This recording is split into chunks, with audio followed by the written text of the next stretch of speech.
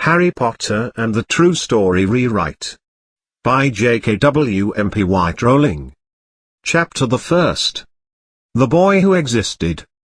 Mr. and Mrs. Drubblesnort lived at number 408, on a private drive, and were proud to say that they were perfectly normal, thank you very much, and have a cup of tea. They were the last people you'd expect to be caught up in any ongoings that were strange or mysterious, because they just didn't take kindly to such nonsense. Mr. Drubblesnort was an executive of a firm called Gunnings, which made automatic hunting rifles.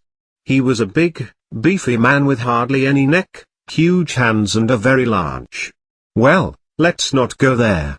Mrs. Drubblesnort was thin and pale and had nearly thrice the usual amount of neck, which had a lot of usefulness as she spent so much of her time peering over garden fences, spying on the neighbors and over stalls in public restrooms. The Drubblesnorts had an obese toddler called Bubba, and in their estimation there wasn't a tubbier boy anywhere across Europe. All of the doctors they had visited were really concerned.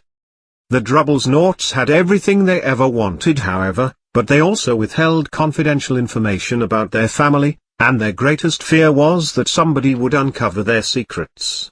If someone were to find out about the Potters, then that someone would have to be killed off. Mr. Drubblesnort didn't think of himself as the murdering type and would prefer his family secret remained secret, but his acquaintances might say otherwise. Mrs. Potter was Mrs. Drubblesnort's sister, but they hadn't chanced a meeting for quite a few years. In fact, Mrs. Drubblesnort pretended she didn't have a sister because her sister and her good-for-nothing hooligan of a husband were as un-Drubblesnortish as it was conceivable to be. The Drubblesnorts trembled to think what their peeps would say if the Potters arrived on the street. The Drubblesnorts knew that the Potters had a little rascal, too, but they by no means had ever seen him. This demon child was another good reason for keeping the Potters away. They didn't want Bubba mixing with a little terror like that. When Mr. and Mrs. Drubblesnort woke up on an uninteresting, grey Tuesday, our story launches. There was nothing about the cloudy sky outside to suggest that strange and mysterious things would soon be afoot. Mr. Drubblesnort sang to himself the theme song from The Sopranos as he picked out his most boring tie for work. You woke up this morning, got yourself a gun. Mama always said you'd be the chosen one. Downstairs, Mrs. Drubblesnort gossiped away happily on the phone as she wrestled the hefty baby Bubba into his high chair. None of them noticed a large pig flutter past the skylight. At 10:30, Mr. Drubblesnort picked up his briefcase, smooched Mrs. Drubblesnort, and tried to give Bubba a big wet goodbye too, but missed, because Bubba was now having a tantrum and throwing his cereal at the walls. "You little monkey!" chortled Mr. Drubblesnort as he left the house, still singing the Sopranos theme to himself with a skip to his step. "You woke up this morning, the world turned upside down. Things ain't been the same, since the Blues walked into town." He got into his Humvee and backed out of number 408, unbeknown how true those words would be. It was on the corner of the street that he first detected a sign of something abnormal, a cat reading a map.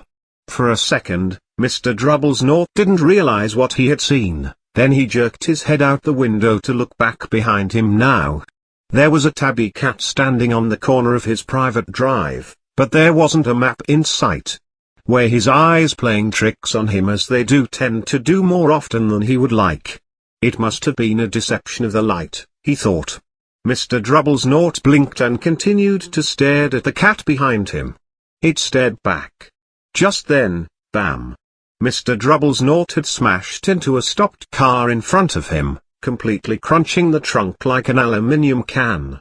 Of course he was just fine in his Humvee, but the poor little old woman needed an ambulance as her journey to the local grocery was cut short. The crash had shaken Mr. Drubblesnort, and the cat was the last thing on his mind. After the police report, he drove onward toward downtown and thought of nothing except a large pile of bills he had yet to pay off at work. His company recently had a terrible quarter and there wasn't much money left to keep things afloat. But on the outskirts of his private community, The bills were driven out of his mind by something else. As he sat in the usual midday traffic jam, he couldn't help noticing that there seemed to be a lot of strangely dressed citizens about. People in cloaks. Mr. Drubblesnort couldn't bear people who dressed in funny clothes, the get-ups you saw on young people. He imagined this was some sort of stupid new fashion. He started singing to himself again and slapping his hands on the steering wheel. But baby, I'm 1 in a million, I've got that shotgun shine. Born under a bad sign with a blue moon in your eye. Honking the horn every so often to the tune. But his eyes continued to fall on these weirdos now standing quite close by. They were murmuring to each other. Mr. Drubblesnort was infuriated to see that some of them weren't young at all. Why, that man had to be older than he was, and wearing an emerald green cloak. How dare he? But then it struck Mr. Drubblesnort that there must have been some old rock and roll band in town. These people were obviously here for that. Yes, that would be it. Go back home, you hippies. He screamed out the window. The traffic moved on, and a few minutes later, Mr. Drubblesnort arrived in the Gunnings parking lot, his mind back on his dreaded bills and at times, Tony Soprano. Mr. Drubblesnort always sat with his rear to the window in his office on the 90th floor. If he hadn't, he might have found it harder to concentrate on the bills that morning. He didn't see the flying pigs swooping past in broad daylight, though some people down in the street did. They pointed and gazed open-mouthed as pig after pig soared overhead. Yet still most of them had never seen the flying pigs and were not convinced when other pedestrians told them to look up.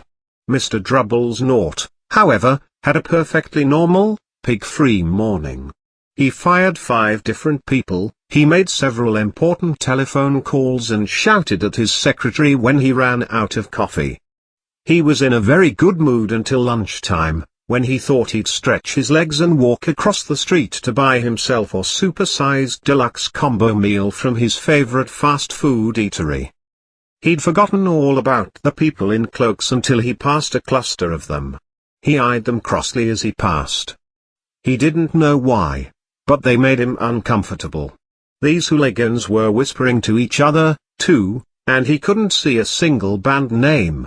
It wasn't until his way back past them, clutching a bag containing a triple-decker candied bacon cheeseburger, extra-large chili fries, and a peanut butter shake, that he caught a few words of what they were saying. The Potters, that's correct, that's what I heard. Yes, their young lad, Harry.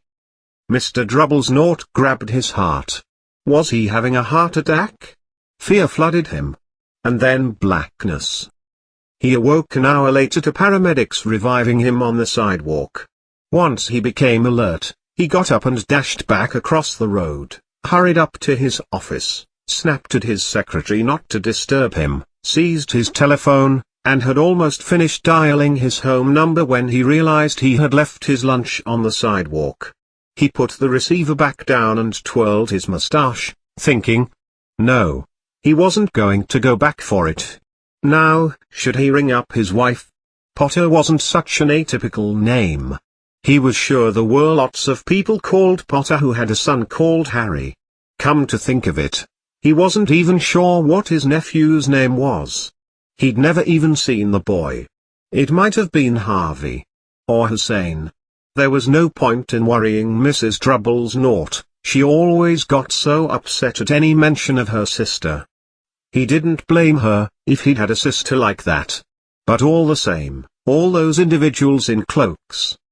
He found it a lot harder to concentrate on paying bills that afternoon, and when he left the building at 5 o'clock, he was still so worried that he walked straight into someone just outside the door. Watch where you're going.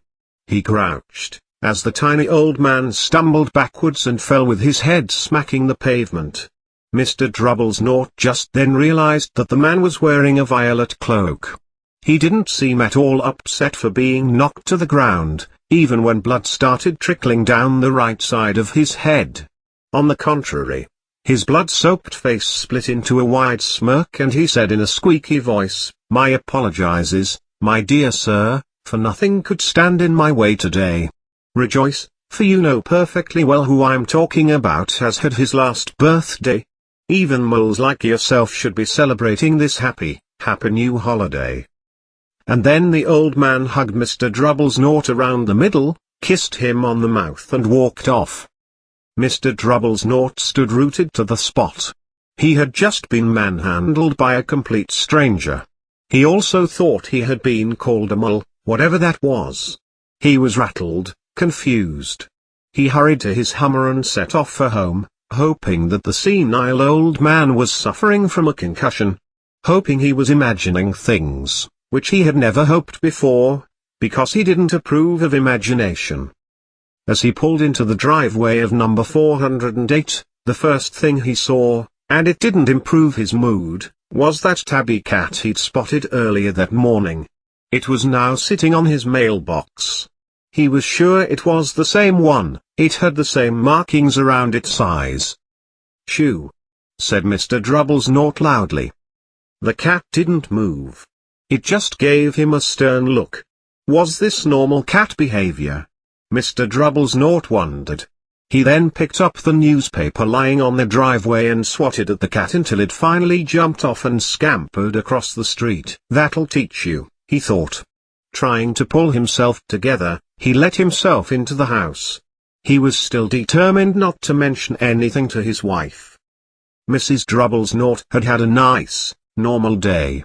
She told him over dinner all about Mrs. Next Door's problems with her daughter and how Bubba had learned a new word, gimme. Mr. Drubblesnort tried to act normally.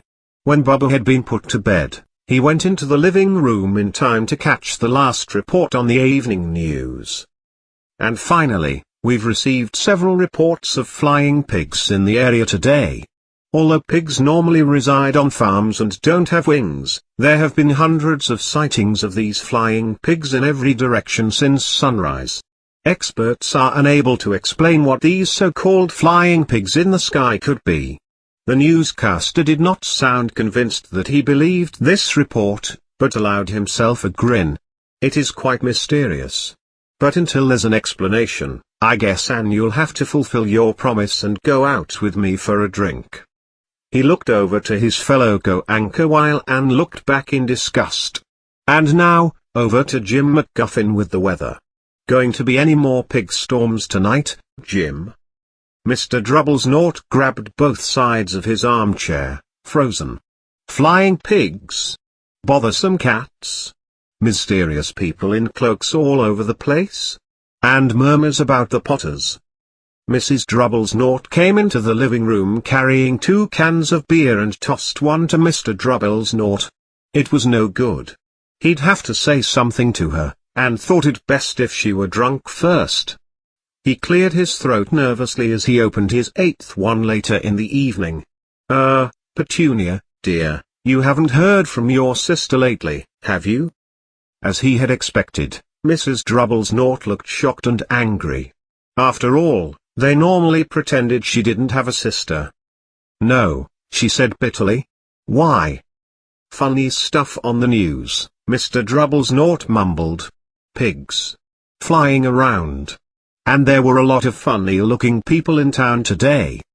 "So?" snapped Mrs. Drubblesnort. "Lots of funny-looking people live around here." "Well, I just thought. Maybe. It was something to do with, you know, her kind." Mrs. Drubblesnort chugged her 6th beer a little faster now. Mr. Drubblesnort wondered whether he dared tell her he'd heard the name Potter.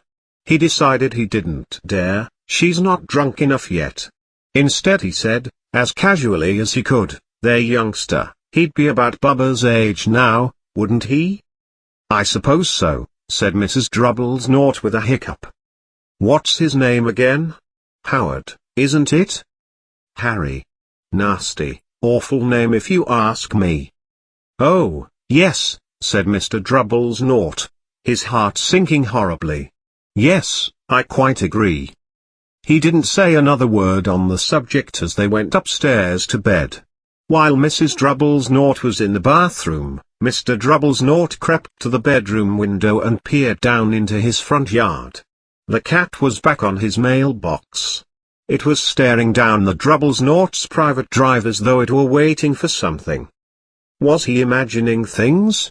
Could all this have anything to do with the Potters? If it did. If it got out that they were related to a pair of, well, he didn't think he could bear it. The Drubblesnaughts got into bed. Mrs. Drubblesnaught fell asleep quickly, but Mr. Drubblesnaught lay wide awake, staring at the ceiling and playing it all over in his mind.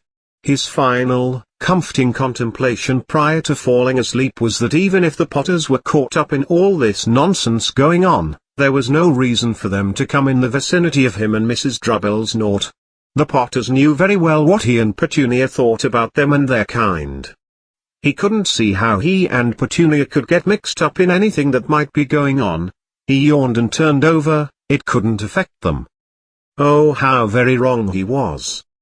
Mr. Drubblesnaught might have been drifting into an uneasy sleep, but the cat on the mailbox outside was showing no sign of sleepiness.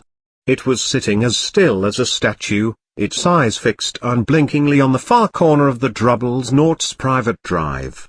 It didn't so much as quiver when a car door slammed on the next street, nor at first when two pigs swooped overhead, attacking the cat prey.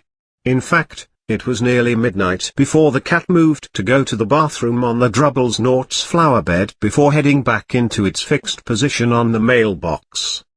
A man appeared moments later on the corner the cat had been surveying all night, emerged so abruptly and silently you would have figured he'd just popped out of the ground. The cat's tail twitched and its eyes narrowed. Nothing like this man had ever been seen in the Drubblesnaught's private community. He was tall, thin, very old, and near death, judging by his blank, tired stare and the silver of his hair and beard, which were both long enough that he tucked them under his rope belt like a shirt. He was wearing lengthy robes, a purple cloak that swept the ground, and purple high heels. His blue eyes were light and faded behind bunny-shaped spectacles, and his nose was very long and crooked from when he had been punched in the face on 2 separate occasions as a child. This man's name was Schoolbus Dumbledore.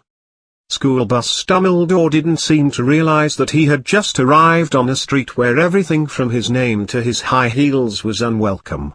He was busy rummaging in his cloak, looking for something, then suddenly looked up at the cat, which was staring at him from the other end of the street.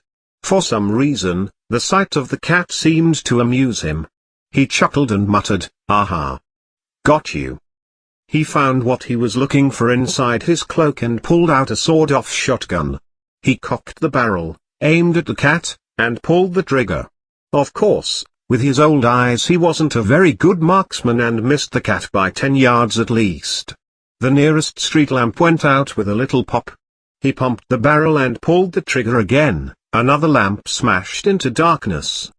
12 times he pulled the trigger, and 12 times he mistakenly hit street lamps instead of the cat due to his poor aim.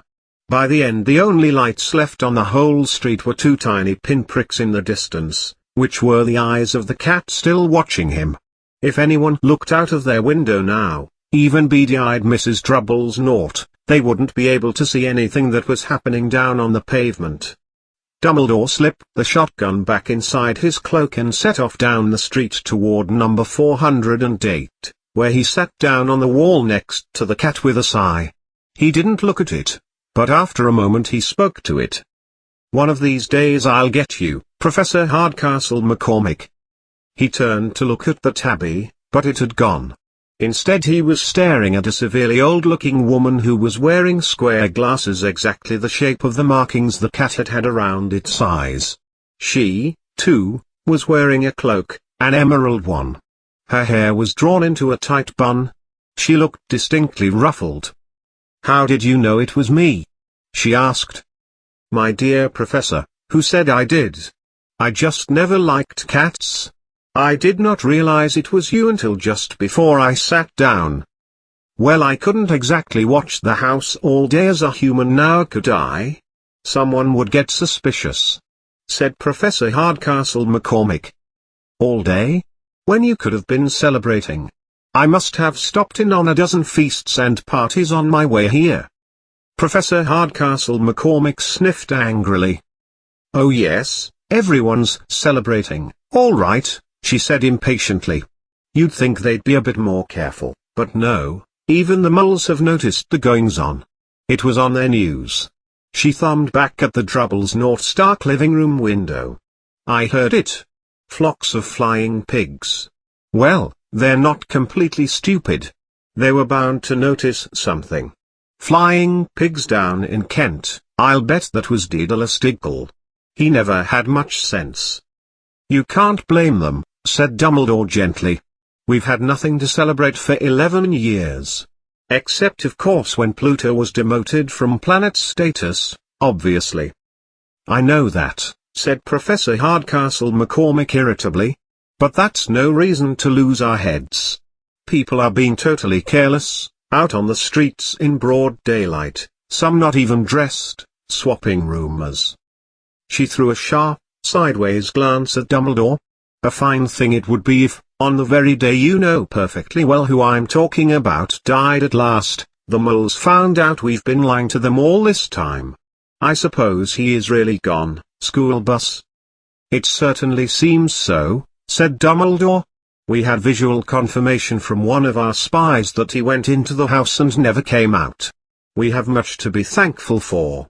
Would you care for a taco?" "A what?" "A taco. They're a kind of mole food I'm rather fond of." "No, thank you," said Professor Hardcastle McCormick coldly, as though she hardly thought this was the moment for tacos. "As I say, even if you know perfectly well who I'm talking about has died." "My dear Professor, surely a sensible person like yourself can call him by his name? All this you know perfectly well who I'm talking about nonsense. For 11 years I have been trying to persuade people to call him by his self-appointed name, Voldemort." Professor Hardcastle McCormick cringed, but Dumbledore, who was unsticking some taco meat between his teeth, seemed not to notice. "It all gets so confusing if we keep saying you know perfectly well who I'm talking about. I have never seen any reason to be frightened of saying Voldemort's name." "I know you haven't," said Professor Hardcastle McCormick, sounding half exasperated, half admiring. "But you're different. Everyone knows you're the only one you know. Oh, all right, our pal Mort was frightened of." "You flatter me," said Dumbledore calmly. "Voldemort had muscles I will never have." "Only because you're too, well, noble to use the gym. It's lucky it's dark. I haven't blushed so much since Madame Pom-Pom told me she liked my new recipe for clam chowder." Professor Hardcastle McCormick shot a sharp look at Dumbledore and said, "The pigs are nothing next to the rumors that are flying around." "You know what they're saying? About why he's dead and gone? About what finally stopped him?"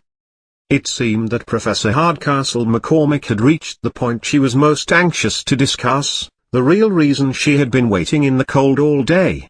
It was plain that whatever everyone was saying, she was not going to believe it until Dumbledore told her it was true.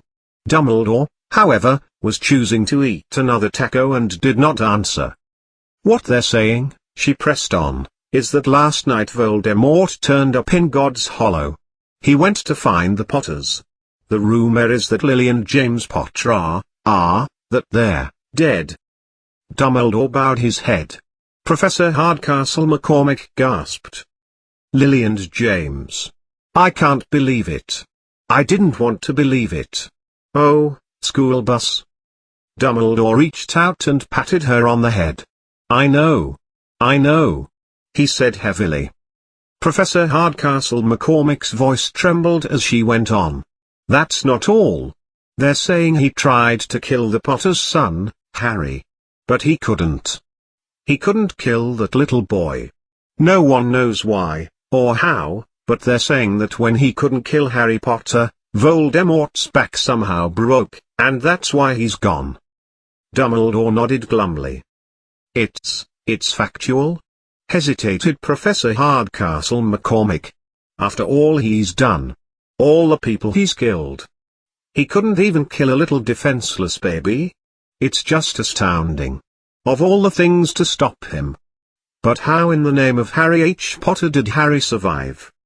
We can only guess, said Dumbledore. We may never know. Professor Hardcastle McCormick pulled out a hot pink handkerchief and dabbed at her eyes beneath her spectacles. Dumbledore gave a great yawn as he took a golden watch from his pocket and examined it. It was a very odd watch. It had no hands but 6 numbers. Instead, little turtles were moving around the edge. It must have made sense to Dumbledore, though, because he put it back in his pocket and said, "Hagrid's late. I suppose it was he who told you I'd be here, by the way?" "Yes," said Professor Hardcastle McCormick. "And I don't suppose you're going to tell me why you're here, of all places?" "I've come to dump Harry off at his aunt and uncle's. They're the only peeps he has left now." You can't mean the people who live here?" cried Professor Hardcastle McCormick, leaping to her feet and pointing at number 408. "Dumbledore, you can't. I've been spying on them all day. You couldn't find 2 people who are less like us. And they've got this horrid son. I saw him slapping his mother around all the way up the street, screaming for sweets. Harry Potter to come and live here. It's the best place for him," said Dumbledore firmly. "His aunt and uncle will be able to explain everything to him when he's older. I've written them a memo." "A memo?" repeated Professor Hardcastle McCormick unbelievably, sitting down on the wall. "Really, Dumbledore, you think you can explain all this in a memo? These people will never understand him. He'll be famous, a god. I wouldn't be shocked if today gets designated as Harry Potter Day. There will be books written about Harry. Every youngster in our world will chant his name." "Exactly," said Dumbledore, looking very seriously over the top of his bunny-shaped glasses. "It would be enough to corrupt any boy's head. Famous before he can walk and talk. Famous for something he won't even remember. Can you see how much better off he'll be, growing up away from all the riches and glamour until he's ready to take it?" Professor Hardcastle McCormick opened her mouth, changed her mind, swallowed, and then said, yes, you're right, of course. But how is the boy getting here, Dumbledore?" She eyed his cloak suddenly as though she thought he might be hiding Harry somewhere in it. "Hagrid's bringing him." "You think it wise, to trust Hagrid with something as important as this?" "I would never trust Hagrid with anyone's life, Professor, but he was the only one in the area at the time," said Dumbledore. "I had no choice." Professor Hardcastle McCormick rolled her eyes and opened her mouth to speak again, but then suddenly looked off towards the east. What was that? A high-pitched squeaky sound had broken the silence around them. It grew steadily louder as they looked up and down the street for the sign of the source. It swelled to a defanging tone as they both looked up at the sky, and a small tricycle, streamers and all, fell out of the air and landed on the road in front of them. But sitting atop the tricycle was a man almost twice as tall as a normal man and at least 5 times as wide. He looked simply too big to be allowed. But the ladies found him to be oh so wild, with long tangles of bushy black hair and beard that hid most of his face. He had hands the size of trash can lids, and his feet in their leather boots were made of full dolphin skins. In his vast, muscular arms he was holding a bundle of blankets. "Hagrid," said Dumbledore, sounding relieved. "At last. And where did you get that child's tricycle?" "Stole it, Professor Dumbledore, sir," said the giant, climbing carefully off the tiny tricycle as he spoke. "One of their neighbor kids must have left it out in their front yard. I've got him, sir." "No problems, were there?" "No, sir, house was destroyed. But I got him out all right prior to the moles swarming around. He fell asleep as we was flying over Bristol." Dumbledore and Professor Hardcastle McCormick both bent forward over the bundle of blankets and banded heads in the process. Inside, just visible, was a baby gorilla, fast asleep. "Hagrid!" chirped Dumbledore. "Oh, sorry sir, wrong one. Thar we are now," Hagrid said as he swapped little bundles of blanket. Hagrid pulled aside the top layer to reveal a tiny baby boy. Under a clump of jet black hair, they could see a strangely shaped cut, like that of a smiley face. "Is that where Dash?" whispered Professor Hardcastle McCormick. "Yes," said Dumbledore. "He'll have that smiley face scar forever." "Couldn't you do something about it, Dumbledore?" "Even if I could, I wouldn't. Scars can come in handy. I have one myself above my left knee that is a perfect map of the London Underground. Well, give him here, Hagrid, we'd better get this over with." Dumbledore snatched Harry into his arms and turned toward the Drubblesnort's house. Could I say adios to sir?" asked Hagrid. He bent his great, shaggy head over Harry and gave him what must have been a very scratchy, whiskery kiss. Then, suddenly, Harry threw up into his beard. Hagrid let out a howl like an injured wolf. "Shhh!" hissed Professor Hardcastle McCormick, "you'll wake the moles." "Sorry," sobbed Hagrid, taking out a large, polka-dot handkerchief and dabbing his beard. "I can't stand the smell. And with Lily and James dead, and poor little Harry off to live with moles." Yes, it's all very depressing, but get a grip on yourself, Hagrid, or we'll be exposed," Professor Hardcastle McCormick whispered, patting Hagrid delicately on the arm as Dumbledore stepped up to the front door. He laid Harry gently on the doorstep, took a letter out of his cloak, tucked it inside Harry's blankets, and rang the doorbell. Dumbledore then quickly pulled up his long cloak above his knees and ran back towards the other two. When he pranced past them he bellowed, "Run, you fools!" as he made his way for the tree line across the street. "Well," said Dumbledore after the other two finally caught up, "that's that. We've no business hanging around this stump any longer. We may as well get drunk and join the celebrations." "Yeah," said Hagrid in a very muffled voice, "I best get this strike away, destroy the evidence and all. G'night, Professor Hardcastle, Professor Dumbledore, sir." Wiping his streaming eyes on his jacket sleeve, Hagrid walked back to the tricycle and started pedaling down the street. With a squeaky squawk it rose into the air and off into the night. "I shall see you again soon, I expect, Professor McCormick. Say 3 a.m., my place?" said Dumbledore with a wink. Professor Hardcastle McCormick nodded and smirked in reply. Dumbledore turned and skipped back down the street. When he got to the end of the private drive he looked back and could just make out the silhouette of a tabby cat in the street. He could also just see the bundle of blankets on the step of number 408. "Superior luck to you, Harry," he murmured. "You're going to need it." With that, Dumbledore rose up on his tippy toes and with 3 clicks of his heels, he was gone. A gust of wind ruffled the trees of the private drive, which lay hushed and orderly beneath the dark sky, the very final place you would anticipate astonishing things to happen. Harry Potter pooped inside his blankets without waking up.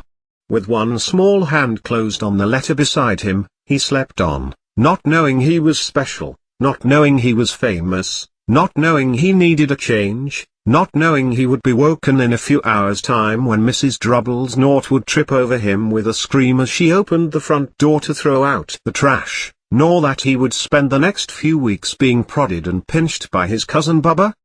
He couldn't know that at this very moment, people meeting in secret all over the realm were holding up their glasses and saying in thunderous voices, "To Harry Potter, the boy who existed."